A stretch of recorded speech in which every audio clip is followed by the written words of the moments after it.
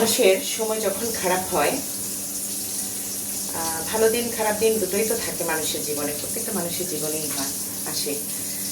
তো তখন দেখবেন আপনার আপন মানুষগুলো পর হয়ে গেছে, খুব কাছের মানুষগুলো, আপনার বন্ধু বান্ধব থেকে শুরু করে আত্মীয় স্বজন বলেন, তারা পাশ থেকে সরে যায় বিভিন্ন অজুহাতে।